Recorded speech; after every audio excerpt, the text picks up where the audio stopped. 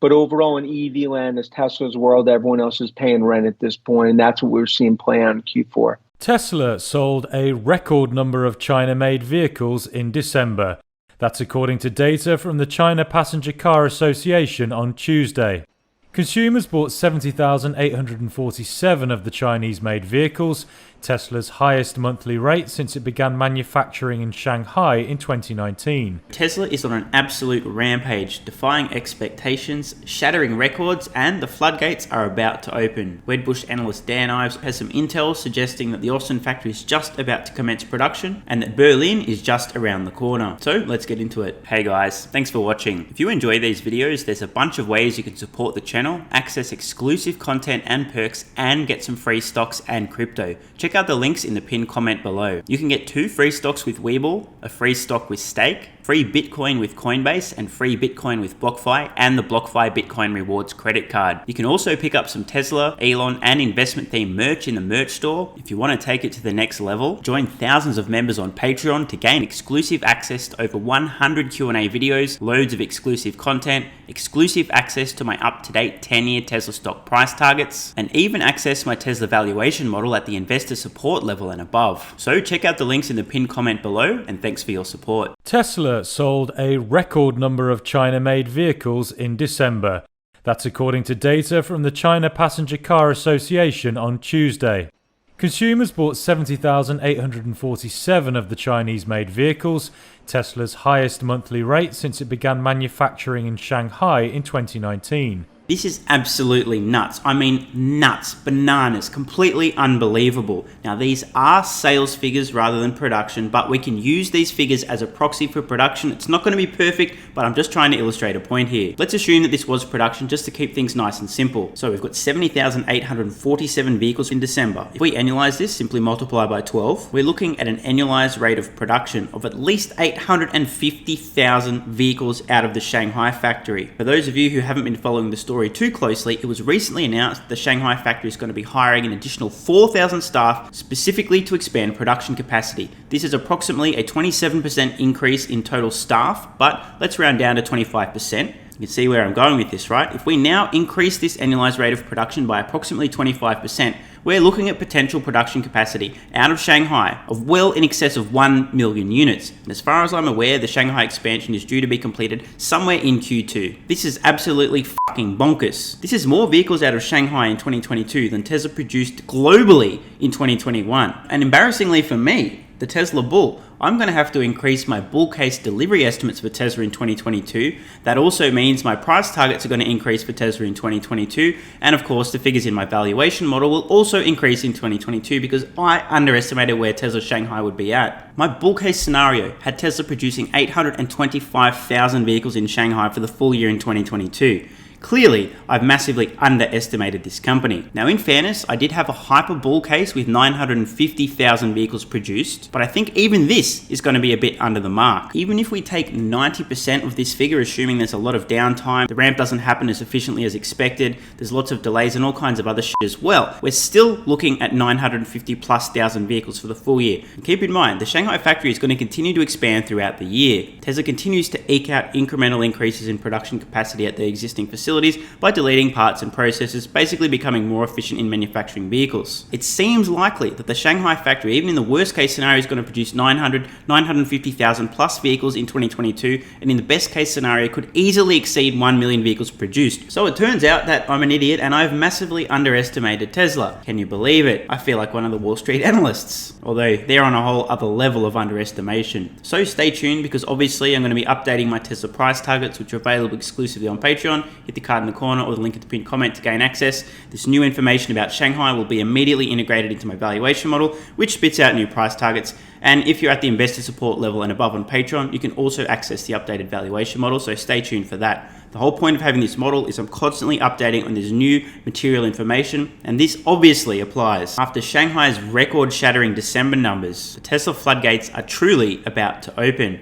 Austin coming online, and Berlin. 2022 is going to be a phenomenal year for Tesla the company, and I suspect for Tesla stock. Don't say I didn't warn you. The wild card here, how quickly and efficiently can Berlin and Austin ramp? Shanghai produced 150,000, well, if you want to be technical, 154,000 vehicles in its first year of production. This was the first time ramping the Model Y in a new clean slate design factory. You would assume that Tesla learned a few things along the way. Plus, Tesla's continued to delete parts and processes, so it's extremely likely, unless there are major issues ramping the 4680 cells and the fallback plan of the 2170s is a little bit sluggish, it seems extremely likely that Tesla will massively exceed 150,000 vehicles produced from both of those factories in the first year, even if production doesn't commence for a few months. In the best case scenario, it is possible that both of these facilities could produce close to 200,000 vehicles each, and if that happens, holy f***, Tesla might actually do 2 million vehicles delivered in 2022. I'm still rating this an extremely unlikely scenario, but based on this new information, it's probably gone from a 0.1% chance to a 1% chance. Stay tuned for further updates. Eventually, I'm sure I'll be saying it's 10%,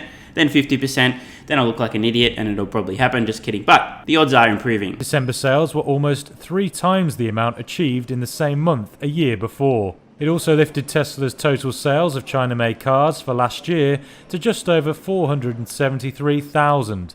That made up around half of the vehicles the carmaker delivered globally last year. The Shanghai factory makes electric Model 3 sedans and Model Y sport utility vehicles for both domestic and international markets. Tesla said back in October that capacity could exceed 450,000 vehicles per year. Understatement of the century, and this is why it really pays to use your brain and do your own numbers rather than relying on Tesla's guidance, because Tesla's very clear in that they say over and exceed, but they don't give exact numbers. This is why many of the dum-dums on Wall Street assume, at best, Tesla's going to increase their production capacity year over year by 50%, because Tesla has guided consistently, quote, "We plan to grow our manufacturing capacity as quickly as possible." Now that's the important line. This is the thing that the Wall Street clowns are completely ignoring. But this is what they're getting fixated on. Over a multi-year horizon, we expect to achieve a 50% average annual growth in vehicle deliveries. This isn't in 2021 or in 2022. This is over a multi-year horizon. Now let me explain the nuance and why this matters. Believe it or not, this guidance has nothing to do with the short term. This is based on Tesla's long-term goal of reaching 20 million vehicles of annual production by 2030. This 50% figure isn't some magical number that Tesla's aiming for in the short term.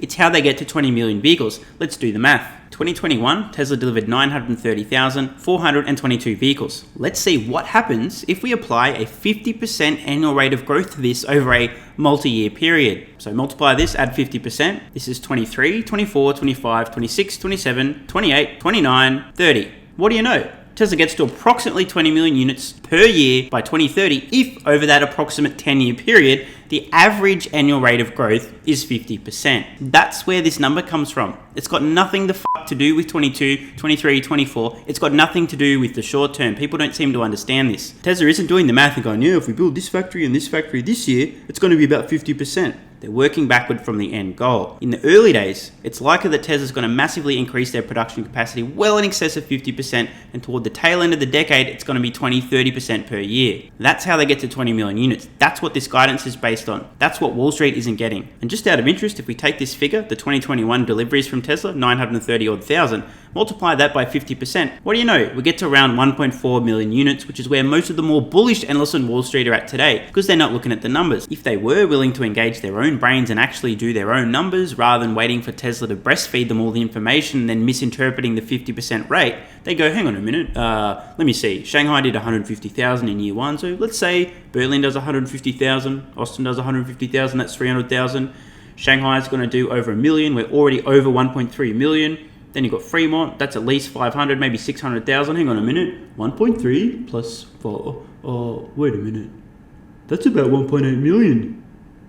That's not 50%. And need I remind you guys and girls that at the moment, the consensus estimates for Tesla deliveries in 2022 from Wall Street aren't even at 1.4 million. In fact, just before Tesla's Q4 results, they weren't even at 1.3. 2021 production was 87% above 2020, yet Tesla had been guiding for over 50%. And we heard here that Tesla recently suggesting their Shanghai production capacity exceeding 450,000 vehicles per year. The annualized rate is now closer to double that number. So again, this is why it really pays to do your own numbers. If you're reliant on what Tesla's guiding and you're too stupid to realize that the term in excess of and over means in excess of and over, not incrementally over, but probably quite a bit over, that's why you have to do your own numbers, you'll completely misunderstand how quickly this company is growing. The company has largely avoided the supply chain problems that hurt many of its rivals during the health crisis and was able to post record quarterly deliveries.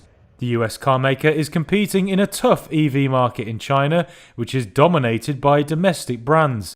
Elon Musk's firm ranks third in EV sales in the country and is the only foreign automaker in the top 10. Well, based on analysis from WeBull, Tesla is gearing up to begin production of its Model Y vehicle in the coming days. Here with more on that, what it means for the car maker and the EV race, is Dan Ives, WeBull Managing Director and Senior Equity Analyst, along with Yahoo Finance's Danny Romero. Dan, thanks so much for being here. We've got Dan and Danny. I want to start off by saying, Tesla has what I call a really high-class problem. It's always had more demand than it has supply. So how important is this Austin production facility, along with the one that's coming online in Berlin, especially as, there are legacy car makers like Ford and GM that are now jumping on the bandwagon and getting into the EV race? Yeah, look, in terms of what we're seeing from a capacity right now, Tesla doesn't have a demand issue, it's a supply issue. That's why Berlin and especially Austin are so important to what I believe is reaching about 2 million units by the end of this year. That would double capacity. And in terms of what we're seeing, it's a $5 trillion market opportunity in terms of EV, and it's the biggest transformation to the auto industry since the 1950s. But for Tesla, the linchpin to the success from here on forward continues to be expanding supply. Yeah, and Dan, following to that note, I read your note where you said that launching, obviously, production in the Lone Star State would alleviate supply chain bottlenecks, also accelerate production. What are your expectations on how soon would cars begin to be rolling off the assembly line? Yeah, based on all of our work, in and around Austin, we think starting next week, we're going to get into the early stages of what I believe are cars rolling off the plant. Now, a formal announcement is something the street is looking to expect probably on the company's conference call in later this month. But it's important because Austin launching by January and ultimately Berlin getting through some of the red tape in Europe probably by mid to late February, that's really right now what the street's looking for to expand that capacity. And I think when you look at Austin in particular, it's been very smooth in terms of the build out. Hiring's been very strong over the last few months. And that's why Musk has made such a bet on Austin in terms of that being really the golden jewel of the ecosystem. So, Dan Ives sources suggesting the Austin factory will commence production very soon and Berlin won't be far behind. This is fantastic news. The floodgates really are about to open. Wall Street is not expecting this, and I'm sure we will hear an update on Tesla's Q4 earnings call in 2 weeks' time. That being said, I do just want to mention, in case you're unaware, the Berlin factory and the Austin factory are effectively the same generation factory design. They should, in theory, have taken approximately the same amount of time to construct. Yet, the Berlin factory, which is going to open after Austin, commenced construction more than half a year prior. Why the hold-up? Well, in short, German red tape, German bureaucracy. Every step of the way, instead of enabling Tesla to get their factory up in record time, there's been hurdles, obstacles, discussions, delays, more hold-ups, more discussions, more meetings, more hold-ups, and more delays. It is very embarrassing. But the good news is, from Tesla's point of view, the same bureaucratic, let's have a meeting about the meeting before we actually have the meeting kind of culture permeates German automakers too. Tesla is lean, agile, efficient, and resourceful. Polar opposite of the culture that permeates, in fact, infects and poisons the legacy automakers in Germany. They're in big fucking trouble. And Dan, let's go to China. Tesla's profitability in China is a lot higher in the US, but with all the recent challenges with supply and demand, do you still see that that's a growth opportunity there? China has been really one of the keys to success. And we saw it in terms of 4Q deliveries. And we think China is going to be about over 40% of deliveries for Tesla in 2022. It's a tightrope in terms of China. You have domestic competition increasing across the board, geopolitical issues, US-China cold tech war. But if you look what's happening right now, that China growth story is actually accelerating for Tesla into 2022. And that we believe is worth about $500 per share to the story. And it's something we believe is underestimated by the street which is why we have a $1,400 base case price target. And Dan, just to reiterate what I said earlier, there has been huge demand for these cars and supply has been the issue trying to keep up. So what's your prediction for production capacity by the end of this year? You know, Tesla has constantly struggled with that issue. Yeah, we think about 2 million will be capacity by the end of this year. Easily 2+ million. And it's only a 10x from there to 20 million units per year. I think the chip shortage starts to moderate significantly going into February, March across the board. Tesla's been a little more Teflon-like there. And I think this is one where as they navigate, you know, right now in EV land, a lot of competitors. We think it's not a zero-sum game. Ford's going to be successful at GM, Lucid, VW in Europe, and of course, NIO in China. But overall in EV land, as Tesla's world, everyone else is paying rent at this point, and that's what we're seeing play on in Q4. Dan, you know, just to wrap this up really quick, I saw an analyst note from Morgan Stanley that pretty much classified the EV race as a marathon and says that Tesla is on lap 21 and the others are pretty much lagging behind, maybe per se lap number 2. Do you have a similar sentiment to that? Yeah, I mean, I think that that's a great sort of way to put it because it's about the moat from the supercharger. It's about the battery technology and distribution. And it's one where Tesla continues to kind of expand that lead. You're going to have competitors from all shapes and sizes. And the haters will continue to hate in terms of Tesla, but what they're proving, and I think you're seeing with Austin, you'll see with Berlin, they're just further flexing their muscles going 2022. I definitely disagree with Dan Ives here that Ford and GM are also going to be winners in the electric vehicle space, but I guess to continue with the analogy, Dan Ives is under the assumption they're going to be awarding trophies for 8th place. Stranger things have happened. Just to quickly recap, Tesla's stunning numbers out of China, over 70,000 vehicles sold domestically in the month of December. This is bananas. Annualized rate over 850,000. You got an increase in capacity. That's easily going to be over 1 million by mid-2022. Tesla China looks very likely to deliver 900, 950,000, maybe a million plus vehicles for the full year in 2022 just out of the China factory. As I said, the floodgates are about to open. And just a quick reminder, as I mentioned, these numbers will be integrated into my Tesla valuation model and my price targets over the next couple of days. So if you're not already signed up to Patreon, hit the card or the link in the pinned comment. You'll gain exclusive access to my Tesla price targets and over 100 exclusive videos. See you guys in the next one. I'm Stephen Mark Ryan. This is Solving the Money Problem and I love you all. Hey guys, thanks for watching. If you enjoy these videos, there's a bunch of ways you can support the channel, access exclusive content and perks, and get some free stocks and crypto. Check out the links in the pinned comment below. You can get 2 free stocks with WeBull, a free stock with Stake, free Bitcoin with Coinbase, and free Bitcoin with BlockFi, and the BlockFi Bitcoin Rewards credit card. You can also pick up some Tesla, Elon, and investment themed merch in the merch store. If you want to take it to the next level, join thousands of members on Patreon to gain exclusive access to over 100 Q&A videos, loads of exclusive content, exclusive access to my up-to-date 10-year Tesla stock price targets, and even access my Tesla valuation model at the investor support level and above. So check out the links in the pinned comment below, and thanks for your support. And if you're still watching, you're awesome. I read every single comment on this channel and I really appreciate your feedback. So if you've got any thoughts on today's video, questions, comments, or suggestions for a new video, let me know in the comments below. Check the cards on screen now to browse the merch store, join Patreon, or watch the next video.